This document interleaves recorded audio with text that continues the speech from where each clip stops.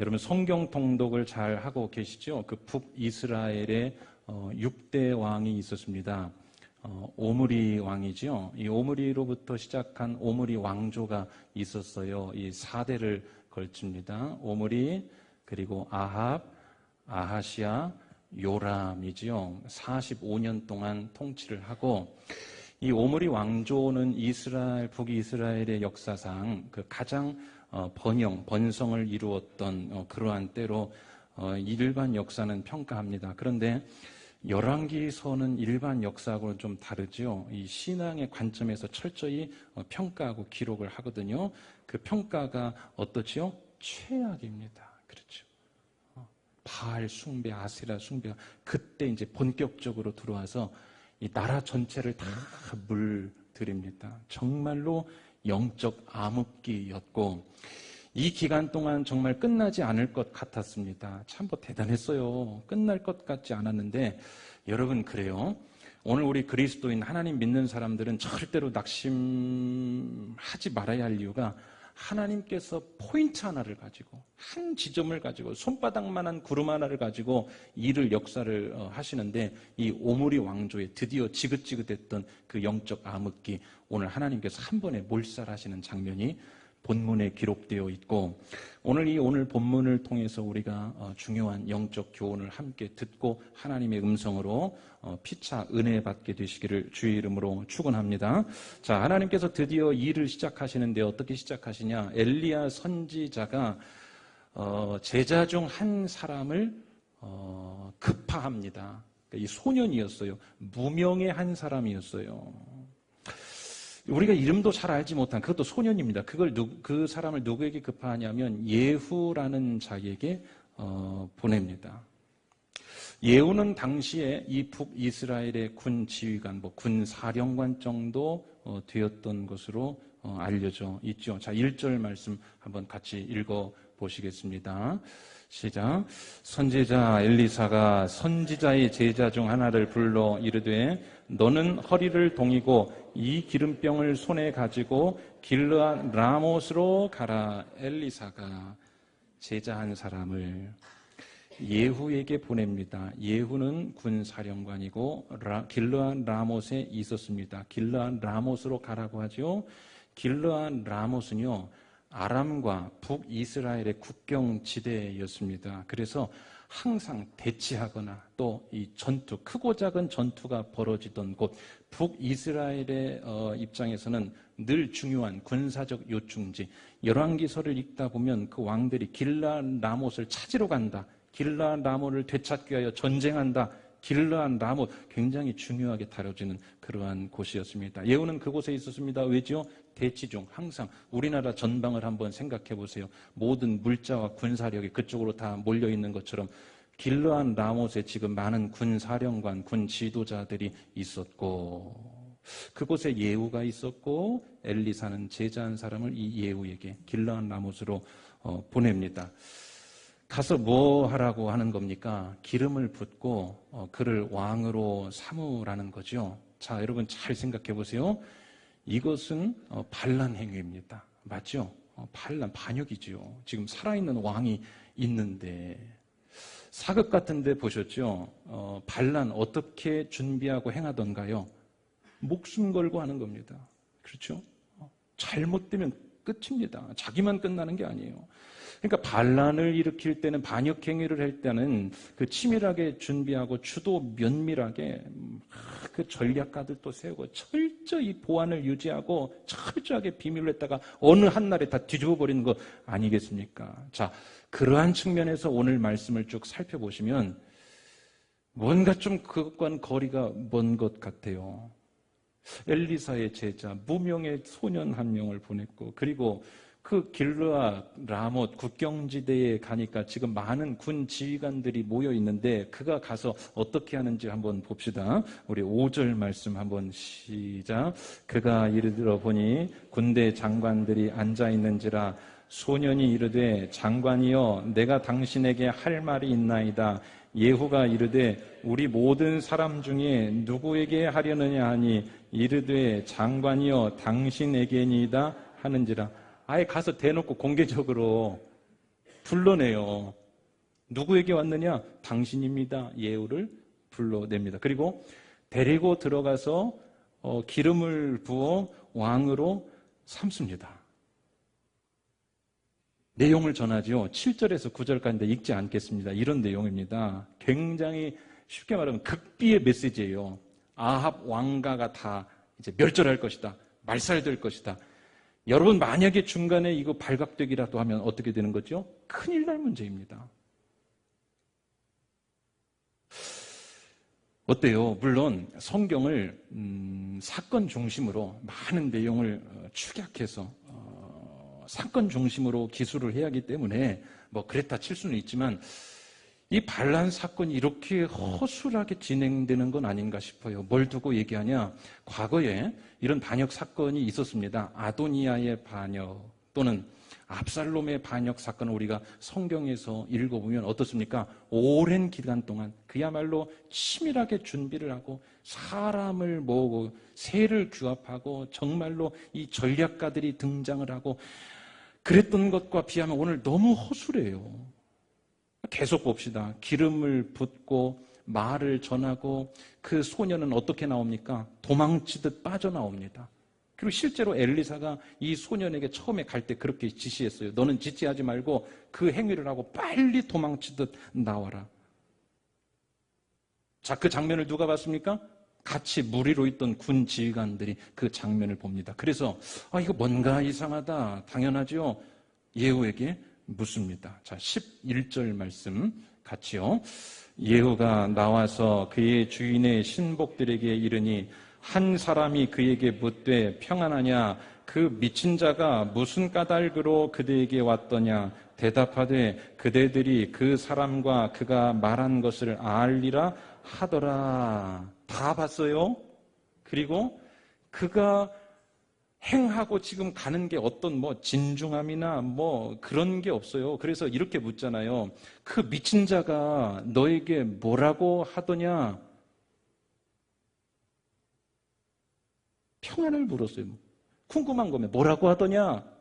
그러자 예후가 대답을 합니다. 자, 12절도요. 무리가 이르되 당치 아니한 말이라 청하건대 그대는 우리에게 이르라 하니 대답하되 그가 이리이리 내게 말하여 이르기를 여호와의 말씀이 내가 내게 기름을 부어 이스라엘 왕으로 삼는다 하셨다 하더라 하는지라. 여러분, 만약 무리 가운데서 반역이다라고 외치면 어떻게 될까요? 성경에 많이 보시죠? 끝장나는 겁니다. 제가 처음에 허술하게 짝이 없다고 했죠. 여기서도 예후가 공개적으로 다 이야기를 하는 겁니다. 거기 있던 군대 장관들이 같이 있지 않습니까? 거기다 대놓고 이야기를 하는 거예요. 아무리 봐도 너무 쉽게 말하고 허술하게 돌아가는 모양새입니다. 그런데 더 희한하고 놀라운 건 예후의 말을 들은 그 자리에 있던 장관들의 반응도 눈여겨볼 만합니다. 자, 13절을 같이요 읽읍시다. 무리가 각각 자기의 옷을 급히 가져다가 섬돌 위 곧 예후의 밑에 깔고 나팔을 불며 이르되 예후는 왕이라 하니라. 어때요? 기다렸다는 듯이 다 같이 한 마음으로 그를 왕으로 인정을 합니다. 여러분, 좀 이상하지 않으세요? 마치 사람이 지나가면 자동문이 하나씩 착착착 열리듯 그렇게 지금 돌아가는 거예요.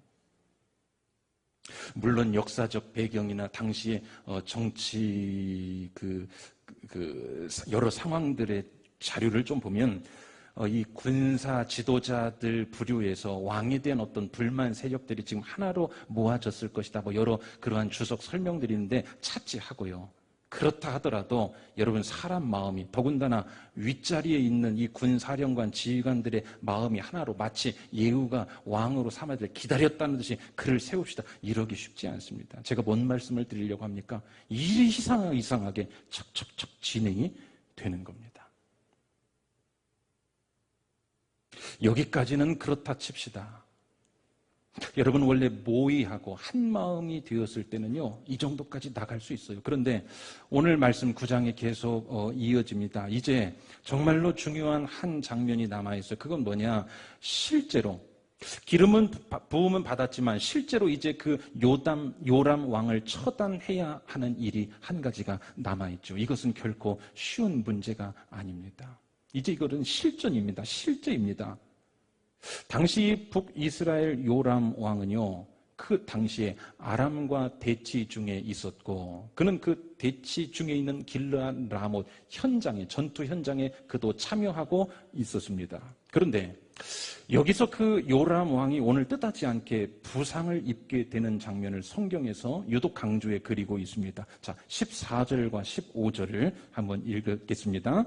이에 님시의 손자 여호사밧의 아들 예후가 요람을 배반하였으니 곧 요람이 온 이스라엘과 더불어 아람의 왕 하사엘과 맞서서 길르앗 라못을 지키다가 아람의 왕 하사엘과 더불어 싸울 때에 아람 사람에게 부상한 것을 치료하려 하여 이스라엘로 돌아왔던 때라. 거기까지요.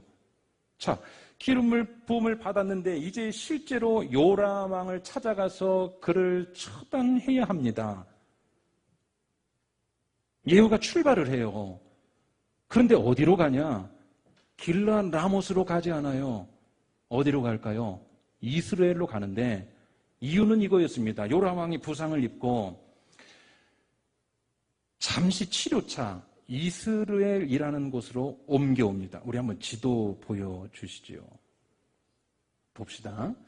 동편에 길르앗 라못 보이시죠? 그쪽에서 화살표로 이스라엘. 자, 이게 한 65에서 70km 정도 거리이고, 길르앗 라못에서 전쟁하다 부상당한 요람 왕은 왜 이스라엘로 왔냐?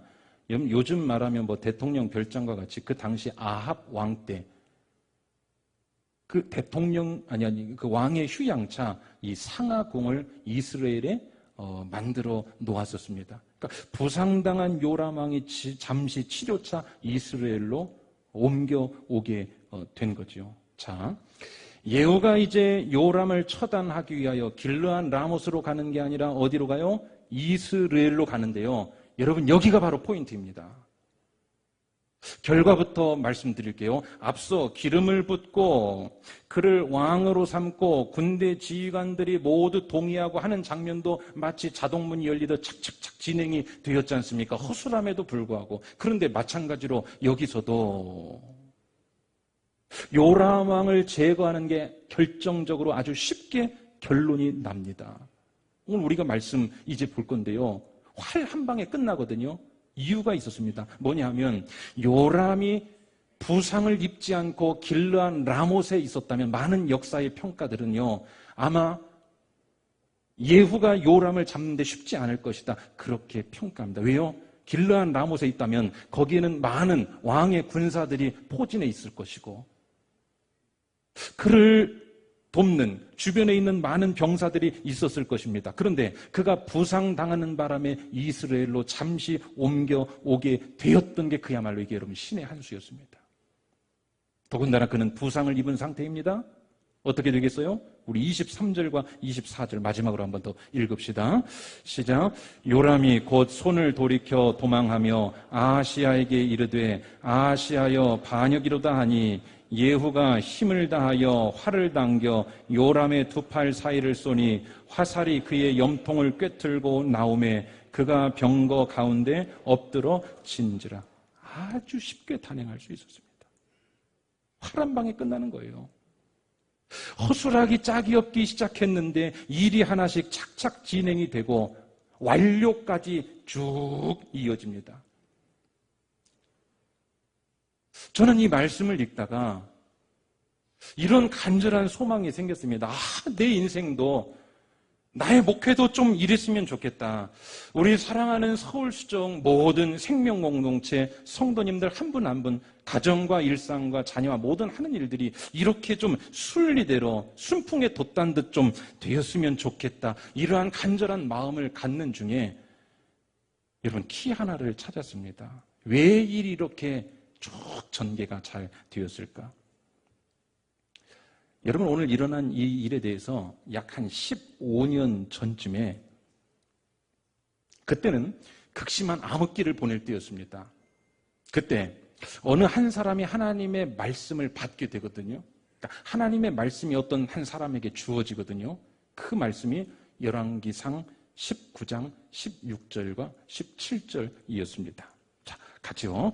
시작. 너는 또 님시의 아들 예후에게 기름을 부어 이스라엘의 왕이 되게 하고 또 아벨 무홀라 사밧의 아들 엘리사에게 기름을 부어 너를 대신하여 선지자가 되게 하라. 하사엘의 칼을 피하는 자를 예후가 죽일 것이요 예후의 칼을 피하는 자를 엘리사가 죽이리라. 아합 집안을 멸하시려는 하나님의 말씀이요 이미 주어졌고, 그 15년 기간 동안에는 아무 일 일어나지 않았습니다. 그런데 하나님의 때가 되자 오늘 그 말씀이 마치 자동문이 열리듯 하나하나씩 착착 열려지는 겁니다. 여러분, 오늘 이 선지자의 제자 그 소년이 막 힘을 들인 것 같습니까? 그러지 않은 것 같아요. 그냥 시키는 대로 하고 왔습니다. 마치 요나가 니느웨 성에 가서, 그 어마어마한 성인데요, 하나님이 복음 전하라고 하자 그 큰 성을요 하루 만에 다 돌아다닙니다. 그리고 복음 전하는데 그는 한 것밖에 없는데 하나님이 그 땅을 회개하게 하신 것처럼 오늘 제자가 힘들인 것 별로 없어요. 예후가 억지 힘을 부린 장면이 잘 나타나지 않습니다. 그냥 결대로 간 것뿐입니다. 그런데 일이 진행이 됩니다. 그리고 그 지긋지긋했던 오므리 왕조, 오늘 완전히 몰살당하게 되지요. 여러분, 결제라는 걸 아시죠? 우리가 도장을 찍는다 그러지 않습니까? 이 결제 어떤 의미입니까? 아직은 아직 안 이루어졌는데 이 결제 도장이 찍히는 순간 그것은 뭐예요? 이미 된 것이나 다름이 없습니다. 그러니까 재가가 난 거지요. 승인이 떨어진 겁니다. 오늘 우리가 하나님의 말씀을 받는다는 것, 하나님의 말씀을 내가 받는다는 것은 뭔가? 하나님의 말씀이 우리에게, 나에게 주어진다는 것은 뭔가? 그것은요, 그분의 재가가 떨어지는 것입니다. 오늘 우리가 하나님의 말씀을 믿고 그대로 살겠습니다라고 결단하는 순간 여러분 도장이 탁 찍히는 거예요. 사랑하는 여러분, 하나님의 생명의 말씀을 오늘 우리에게 주어진 약속으로 믿고 그러한 믿음으로 살아가시기를 주님의 이름으로 간절히 축원합니다. 아직 안 이루어졌어도 그 말입니다. 아직 안 이루어졌어도 그 말씀을 우리가 믿고 확신하고 아멘으로 받아들이고, 여러분, 예수 그리스도 말씀이신 하나님이요, 로고스, 말씀이 육신이 되어 우리 가운데 오신 하나님은 임마누엘 하나님이시지 않습니까? 우리와 너희와 함께하고 싶다. 그 말씀이 우리에게 주어졌다는 것은요, 그 언약이 우리에게 체결되기를 원하는 하나님의 간절한 바람이 있습니다. 사랑하는 여러분, 그 말씀을 여러분은 오늘 어떻게 받아들이며 살아가고 계십니까? 성경에 많은 이루어지는 일들을 한번 자세히 보십시오. 여러분의 매일 같은, 매일 살아가는 그 삶의 말씀을 받아서 오늘도 주의 첫날, 한 주의 첫 시간입니다. 하나님의 말씀을 받고 그 말씀을 아멘으로 취하여 살 때 하나님께서 우리에게 주시고자 하는 그 결제 도장이 오늘 찍히는 그러한 믿음으로 살아가시기를 주님의 이름으로 간절히 축원합니다. 여러분, 이렇게요, 우리가 하나님의 말씀을 확신 가지고 살면요, 그 안에서 기대가 생기는 겁니다. 확신이 생겨요. 왜 우리의 삶이 늘 불안하고 전전긍긍일까요? 결제되지 않았기 때문에. 사랑하는 여러분, 오늘 6번째 인생 질문, 왜 꼭 말씀이 있어야 하는가? 여러분이 그 답을 잘 찾으시기를 바랍니다. 안타깝게도 많은 그리스도인들이 말씀 받고 시작하는데 중점을 두기보다는요, 보낼 사람을 찾고 할 말을 찾고 싸울 계획을 세우고, 아닙니다. 사랑하는 여러분, 시편 1편 인생의 행복자를 뭐라고 말했습니까? 주의 말씀을 주야로 묵상하는 자로다. 투병 생활을 잘 이겨나가고 계신 분이 계셨어요. 이 정기 검진 때가 돌아왔습니다. 그런데 얼마 전부터 몸이 좀 이상한 겁니다. 느낌이 안 좋은 거예요. 내 몸에 문제가 있나, 이제 병원 갈 날이 다가옵니다. 보통 불안한 게 아닙니다. 마음이 그러다 보니까 이 몸의 증상이 더 심각해지는 것 같았습니다. 드디어 병원에 갔습니다. 검사 결과가 나왔습니다. 의사 선생님이 말씀하시기를 매우 좋습니다. 깨끗합니다. 관리 참 잘하셨습니다. 이제 안 나오셔도 될 것 같습니다. 완치 판정을 받은 거예요. 여러분, 이분이요, 그 말을 듣는 순간 아주 몸이 날아갈 것 같은 겁니다. 증상이 다 사라진 것 같았습니다. 그러니까 말과 행동이 막 힘이 들어가는 거예요. 여러분 잘 보세요. 방금 전에 진료실 들어갈 때와 지금 나왔을 때 내 몸 상태는 똑같은 거죠. 그렇죠? 뭐 하나만 달라졌습니까? 의사 선생님의 말 한마디뿐이에요. 완치 판정 그 한마디에 완전히 확 바뀌었습니다. 몸도 마음도 생각도 의지도 다 바뀌었습니다. 여러분, 하나님의 말씀을 우리가 이렇게 듣고 살면 안 되겠습니까? 오늘 우리가 힘듭니다. 불안합니다. 왠지 느낌이 안 좋아요. 안 될 것 같습니다. 기울어진 것 같습니다. 그런데 그러한 사람도 묵상의 자리에 들어가고 기도의 자리에 들어가서 하나님의 그 한 말씀, 생명의 말씀을 아멘으로 받아들이면 우리에게 하나님께서 뭐라고 말씀하세요? 내가 너를 지명하여 불렀다. 아멘이십니까? 두려워 말라. 내가 너와 함께한다. 내가 너를 고쳤다. 내 허물로 인해 내가 나음을 입었다. 원수는 내가 이겼다. 여러분, 이 말씀으로 믿음이 들어가고 확신이 들어가면 여러분, 이게 순간 살아나는 겁니다.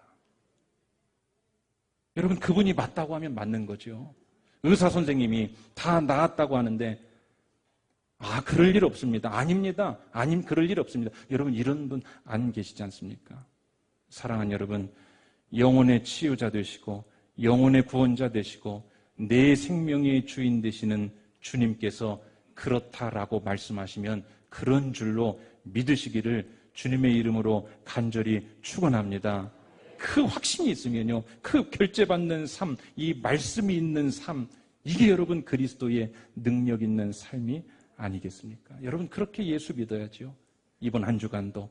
그리고 여러분의 삶, 영혼이 말씀이 꼭 있는 말씀으로 출발하고 우리의 삶이 굳건한 반석이요 말씀 위에 있고 푸른 마르고 꽃은 시드나 주의 말씀은 영원하고 오늘 이 시대에요 정말로 말씀 붙잡고 그 한 말씀이 우리의 생명되고 그 말씀의 능력으로 이겨나간다는 그러한 믿음과 확신이 많이 약해진 때입니다. 사랑하는 여러분, 말씀으로 생명도 살리고 말씀이 천지를 창조했기에 그 말씀 잘 붙잡고 이번 한 주간도 매일같이입니다. 하나님의 말씀이 주어지고 나는 그 말씀을 믿고 받아들이고 그렇게 결제, 승인, 죄가 떨어지고 평안하고 담대하고 능력 있는 삶 살아가시기를 주님의 이름으로 간절히 축원합니다. 그 방법들은요, 여러분이 통독도 하시고 또 주일 말씀도 들으시고 새벽마다 말씀도 필사도 하시고 여러분 각자의 삶에 반드시 시작할 때 이 말씀과 함께 여러분 삶 말씀이 깊이 들어와 살아가시는, 그래서 말씀에 사로잡혀 그 강력한 흐름의 물길이 계속해서 우리 교회 가운데 강한 파동으로 일어나게 되는 그러한 은혜가 있게 되시기를 주님의 이름으로 간절히 축원합니다.